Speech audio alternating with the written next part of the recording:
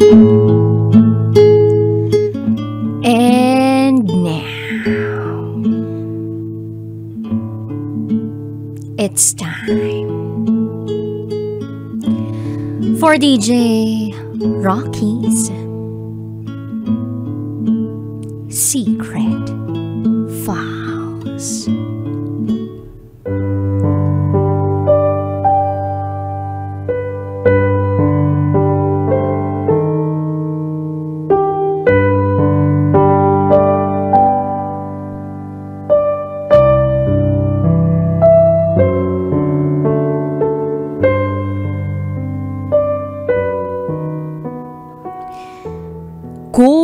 Kuya ko noon. Boyfriend ko na ngayon.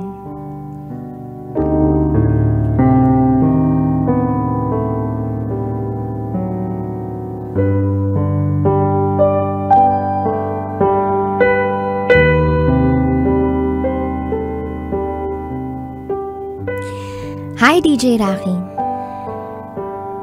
Isa ako sa mga tagapakinig mo ng programa mo.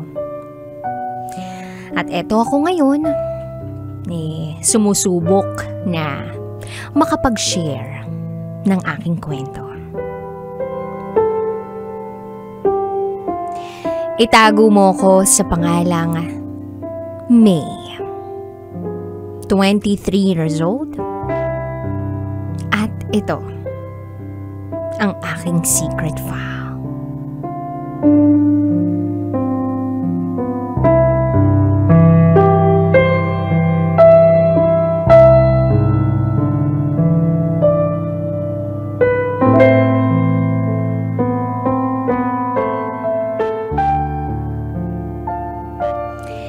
Hinding-hindi ko makakalimutan kung paano ko nakilala ang lalaking mamahalin ko. Itago natin siya sa pangalang Remar.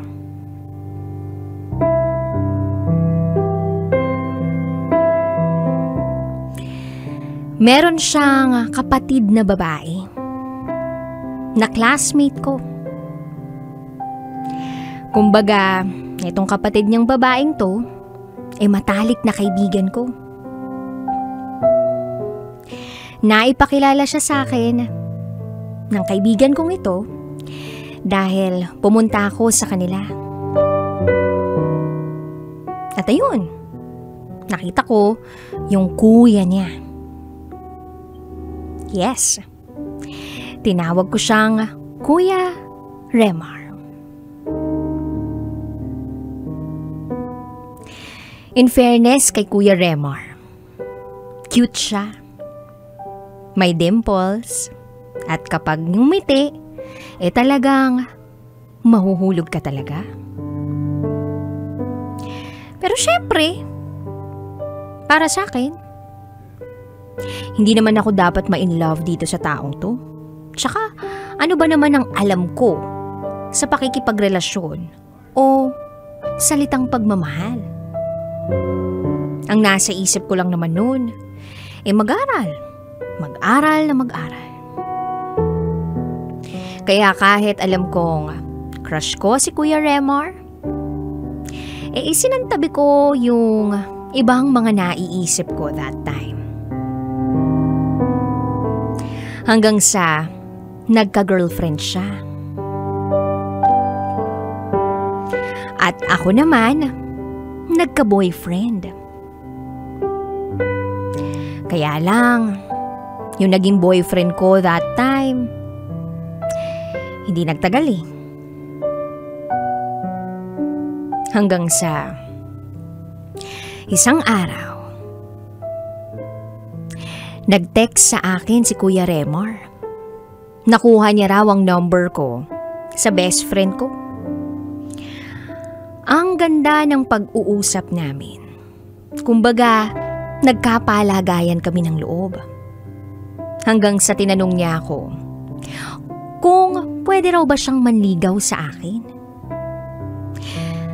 Napaisip ako noon. Dahil sa pagkakaalam ko, meron siyang girlfriend.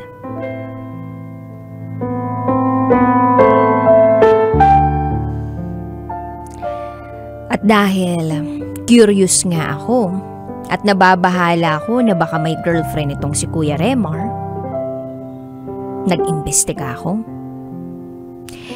Inalam ko sa school kung talagang sila pa ng girlfriend niya. Napag-alaman kong hindi na. So, matapos kong malaman yon, sinabi ko sa kanya na, sige, pwede kang manligaw. Kaya lang syempre, hindi namin pwedeng ipaalam sa kapatid niya na nililigawan niya ako.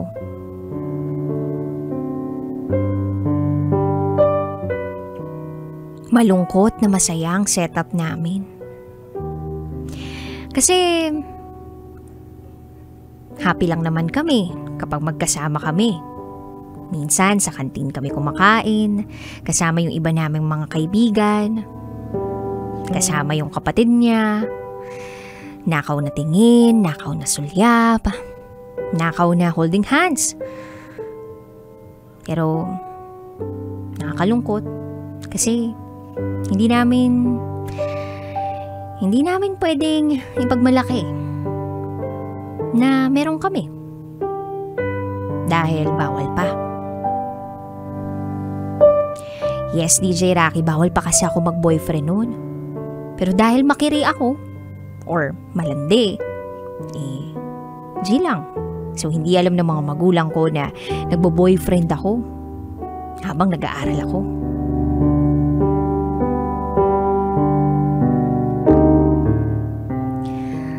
And then, few years later. Yep, DJ Rocky. Naging kami ni Remar. Yes, hindi ko na siya tinatawag na Kuya Remar pag kami ang magkasama. Pero kapag kasama yung kapatid niya, syempre, ang tawag ko sa kanya, Kuya Remar. May time nga na napapansin ng kapatid niya yung closeness naming dalawa. Kumbaga, meron akong nasasabi na dapat hindi ko sabihin. Nagugulat na lang yung kapatid niya na alam ko yung impormasyong yun tungkol sa kuya niya. Pero dahil magaling nga kami magtago, nailulusot pa rin namin.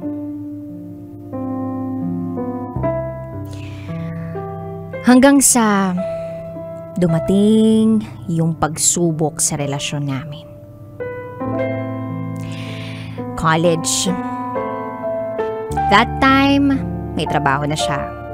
Ako, nag-aaral pa sa kolehiyo. Naging busy ako. Siya rin.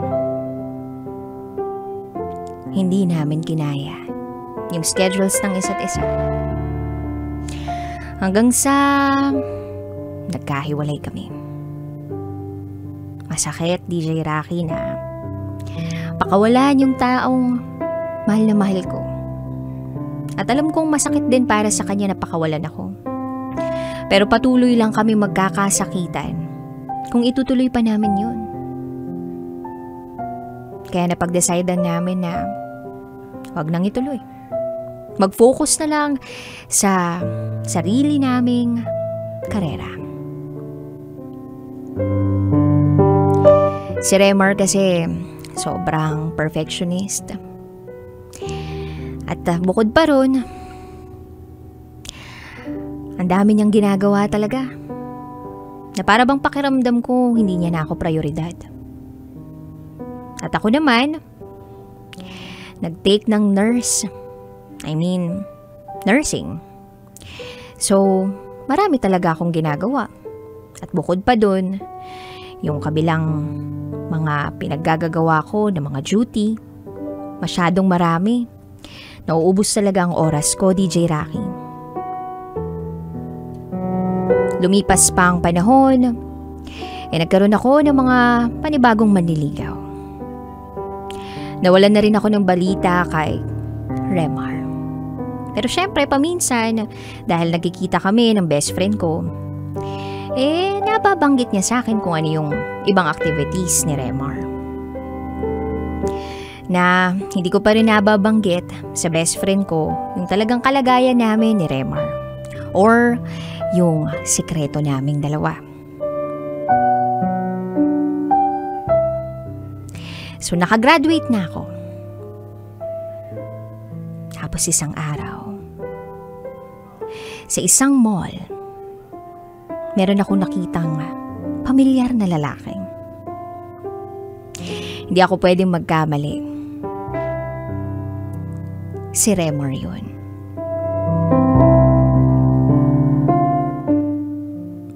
Nakita ko na kasama niya sina tito at tita.